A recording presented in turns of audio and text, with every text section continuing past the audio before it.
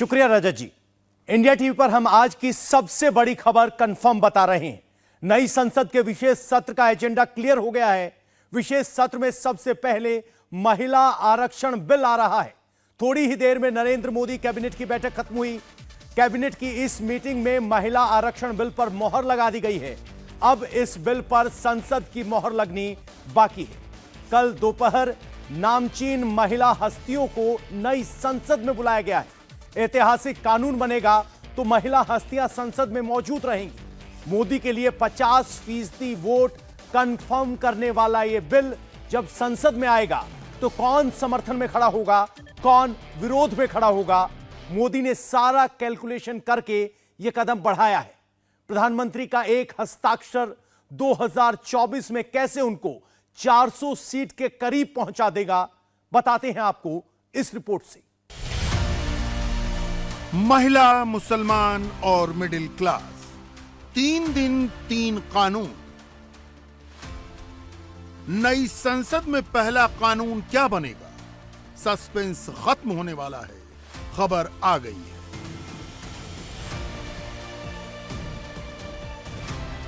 नरेंद्र मोदी ऐसे कानून लेकर आने वाले हैं जो इतिहास बनाएंगे। ये सत्र छोटा है लेकिन समय के हिसाब से ये बहुत बड़ा है। ऐतिहासिक निर्णयों का एक सत्र है। नए संकल्प, नई ऊर्जा, नया विश्वास और समय सीमा में 2047 में इस देश को डेवलप कंट्री बना करके रहना है। 5 दिनों के विशेष सत्र का पहला दिन पुरानी बिल्डिंग के नॉस्टैल्जिया में निकल गया। दूसरा दिन शिफ्टिंग में निकल जाएगा। बाकी बचे 3 दिन ही काम के लिए होंगे। 3 दिनों में 3 ऐतिहासिक कानून बनाने का प्लान नरेंद्र मोदी ने बनाया है। पहला कानून महिला को सम्मान और अधिकार देने वाला होगा। दूसरा कानून हिंदू मुसलमान का झगड़ा खत्म कराने वाला होगा और तीसरा कानून मिडिल क्लास को महंगाई से राहत देने वाला होगा। नोट करके रख लीजिए, पार्लियामेंट के स्पेशल सेशन में 1 नेशन 1 इलेक्शन यानी एक देश एक चुनाव का बिल नहीं आ रहा है। भारत और इंडिया डिबेट से भी कोई फायदा नहीं, इसलिए ऐसा कोई बिल संसद में नहीं आ रहा। मुख्य चुनाव आयुक्त और चुनाव आयुक्तों की नियुक्ति से संबंधित विधेयक भी ठंडे बस्ते में चला गया है। मुख्य चुनाव आयुक्त की नियुक्ति प्रक्रिया से चीफ जस्टिस ऑफ इंडिया को हटाकर सरकार अपने खिलाफ कोई सेंटिमेंट क्रिएट नहीं करेगी।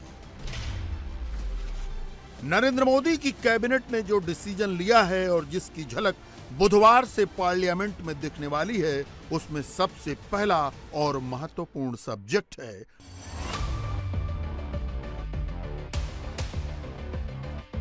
आधी आबादी, 50% वोट। महिलाएं हर क्षेत्र में आगे आ रही हैं। महिलाएं प्लेन और रॉकेट उड़ा रही हैं। महिलाएं चंद्रयान को चांद तक पहुंचा रही हैं। पंचायतों में 40% तक महिलाएं हैं। बिहार जैसे राज्य में तो पंचायतों में महिला के लिए 50% तक आरक्षण है। देश की राष्ट्रपति महिला है। 76 साल के आजाद हिंदुस्तान में 16 साल तक एक महिला प्रधानमंत्री की कुर्सी पर बैठ चुकी है। लेकिन संसद में और विधानसभाओं में आज भी महिलाओं की तादाद नगण्य है। 17वीं लोकसभा में 78 महिला सांसद हैं, जो लोकसभा की कुल स्ट्रेंथ का 14% है, और राज्यसभा में 25 महिला सदस्य हैं, जो कुल स्ट्रेंथ का 10% होती है। 2014 के चुनाव में 65 महिलाएं इलेक्ट होकर लोकसभा पहुंची थीं, जो लोकसभा की स्ट्रेंथ का 12% है। उससे पहले लोकसभा में महिलाओं की तादाद 10% से नीचे ही रहती थी। 1952 में इलेक्ट हुई पहली लोकसभा में सिर्फ 5% महिलाएं थीं। संसद और विधानसभाओं की 1/3 सीटें महिलाओं के लिए रिजर्व करने की बातें तो बहुत हुई, लेकिन आज तक यह कानून नहीं बन पाया। क्या नरेंद्र मोदी इसी हफ्ते नामुमकिन को मुमकिन कर सकते हैं?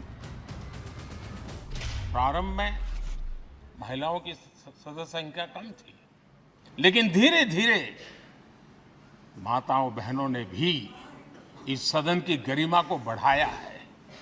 इस सदन के गरिमा में बहुत बड़ा बदलाव लाने में उनका योगदान रहा है। आदरणीय अध्यक्ष जी, प्रारंभ से अब तक एक मोटा मोटा हिसाब लगाता था, करीब करीब 7,500 से अधिक जनप्रतिनिधि दोनों सदनों में मिलाकर के योगदान दे चुके हैं। इतने सालों में 7,500 से करीब ज्यादा। इस कालखंड में करीब 600 महिला सांसदों ने भी इस सदन की गरिमा को बढ़ाया है, दोनों सदन। रस्म दुनिया भी है, मौका भी है, दस्तूर भी है। मोदी असंभव को संभव कर सकते हैं, इशारा हो गया है। पुणे में संघ ने बीजेपी प्रेसिडेंट के साथ अखिल भारत समन्वय बैठक की तो वहां महिलाएं अगली कतार में बैठी दिखी। संघ ने साफ साफ शब्दों में कुछ नहीं कहा, लेकिन समझदार के लिए इशारा ही काफी होता है। संघ की प्रेरणा से चलने वाले जितने 35-36 संगठन हैं, सभी संगठनों में महिलाओं का सहभाग बढ़े, इस हेतु से यहाँ पर जो महिलाएं काम करती है, कार्य करती है, तो ऐसी विविध क्षेत्रों में सक्रिय महिलाओं को एकत्र बुलाकर एक महिला समन्वय का काम यहाँ पर चला है। तो अपने अपने अनुभव साझा करना, महिलाओं का सहभाग अपने क्षेत्र में बढ़े, उसके लिए प्रयास करना, ये उद्देश्य है। तो इस महिला समन्वय में इस वर्ष ऐसा एक विचार किया, संघ के शताब्दी वर्ष जो नजदीक आ रहा है, उसके निमित्त महिलाओं के बीच व्यापक संपर्क बढ़े, महिला विषयक भारतीय चिंतन समाज तक पहुंचे और देश के विकास में महिलाओं की सहभागिता बढ़े, इस हेतु से विभाग स्तर पर महिला सम्मेलन करने की योजना बनी। कांग्रेस को भी आभास हो गया है कि 20 सितंबर को नई संसद में कुछ बड़ा होने वाला है, इसलिए वो भी पिछले 3 दिनों से महिला कर रही है। पहले CWC मीटिंग में महिला आरक्षण के लिए प्रस्ताव पास किया गया और अब मल्लिकार्जुन खड़गे ने पार्लियामेंट में इसकी डिमांड करके अपना नंबर बढ़ाने की कोशिश की। सभी की इच्छा है कि महिला रिजर्वेशन का बिल आना चाहिए और महिलाओं को देना चाहिए जो ड्यू है। आज तक हमने सब कोशिश की, लेकिन अब मैं समझता हूँ जब आप ये मुद्दा उठाएंगे तो जरूर आपके बात को मान्यता वो दे देंगे।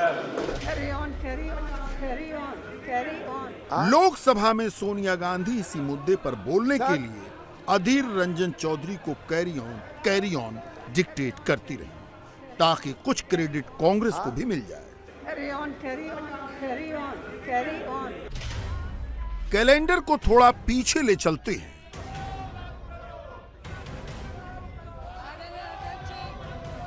तेरह साल पहले 2010 में कांग्रेस की सरकार ने महिला आरक्षण बिल संसद में रखा था, लेकिन लालू यादव, मुलायम सिंह यादव और शरद यादव की तिकड़ी ने अड़ंगा लगा दिया। पहले संसद में हंगामा हुआ, बिल फाड़ा गया, फिर संसद के बाहर सियासी ड्रामा हुआ। लालू और मुलायम सिंह यादव ने मनमोहन सिंह की सरकार से समर्थन वापस लेने का ऐलान कर दिया। किसी को बुलाया, राय लिया, नहीं लिया। और हम आज भी बोलते हैं, मुलायम सिंह जी बोल रहे थे कि आप सबको बुलाइए और रिजर्वेशन करो। 33-32 साल क्या 50 कर लो, रिजर्वेशन के अंदर रिजर्वेशन करो। अगर रिजर्वेशन कर देंगे सामाजिक मुस्लिम महिला, बैकवर्ड महिला का, तो समर्थन फिर देने की बात होगी तो होगी, लेकिन हम इस सवाल पर हम लोग समर्थन वापस सार्वजनिक रूप से कहते हैं कि महिला आरक्षण करिए, लेकिन मुसलमान दलित पिछड़ों की महिलाओं का आरक्षण पहले तय कर लीजिए, सभी दल के नेताओं को बुलाकर। आज हम ये कहना चाहते हैं ये मामूली बात नहीं है। ये बात जो आज आरक्षण, महिला आरक्षण का सबसे ज़्यादा षड्यंत्र ये है कि जो पिछड़े वर्ग के या दलित वर्ग या मुसलमानों के नेतृत्व जो आने वाला है सदन के अंदर, लोकसभा में, इनको वंचित करो। महिलाओं को आरक्षण देने का बिल राज्यसभा से पास है, लेकिन लोकसभा में उस बिल को रखा ही नहीं गया। कांग्रेस की मनमोहन सिंह सरकार ने लालू और मुलायम सिंह यादव के आगे सरेंडर कर दिया। इस तरह महिला आरक्षण बिल कचरेदान में चला गया। नरेंद्र मोदी ने आधी आबादी की सबसे बड़ी उम्मीद को फिर से जिंदा कर दिया है। मोदी महिलाओं के लिए पुराना बिल नहीं लाएंगे, संसद में बिल्कुल नया बिल आएगा। नाम भी अलग होगा। इसमें कोटे के अंदर कोटा यानी रिजर्वेशन के अंदर रिजर्वेशन हो सकता है। फॉर्मूला कुछ इस तरह का होगा। लोकसभा में 543 मेंबर हैं, इनके 33% का मतलब हुआ 181 सीट। देश में अगला चुनाव होगा तो लोकसभा में 181 महिलाएं चुनकर आ सकती हैं। अब कोटे के अंदर कोटे का खेल समझिए। लोकसभा की 84 सीटें अनुसूचित जातियों के लिए सुरक्षित हैं, 47 सीटें अनुसूचित जनजातियों के लिए सुरक्षित हैं। इस तरह 131 सीटें पहले से रिजर्व्ड हैं। अगर कोटे के अंदर कोटा लगा तो 131 में भी 33% महिलाओं का कोटा लगेगा। इस तरह महिलाओं को 43 सीटें रिजर्व्ड कैटेगरी में मिल सकती हैं। 181 सीटों में अगर 27% ओबीसी कोटा लगा तो 48 सीटें ओबीसी महिलाओं के लिए रिजर्व्ड हो सकती हैं। बाकी बची 90 सीटें सभी वर्ग की महिलाओं के लिए ओपन रह सकती हैं। इस फॉर्मूले में 50% वाला फॉर्मूला भी करीब करीब फिट हो जाता है।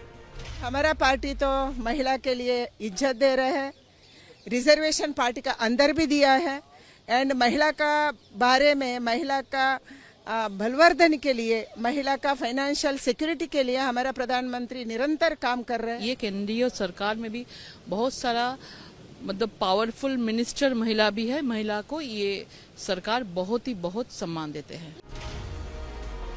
लालू और मुलायम ने 13 साल पहले कोटे के अंदर कोटे की जो डिमांड की थी, मोदी उसे भी पूरा कर सकते हैं। लेकिन संसद में मुस्लिम वर्ग के लिए आरक्षण का कोई रिस्क नहीं लिया जाएगा। अभी चिरागे सरे राह को कुछ खबर ही नहीं।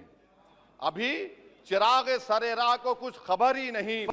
अभी गिरानिए शब में कमी नहीं आई। अभी गिरानिए शब में कमी नहीं आई।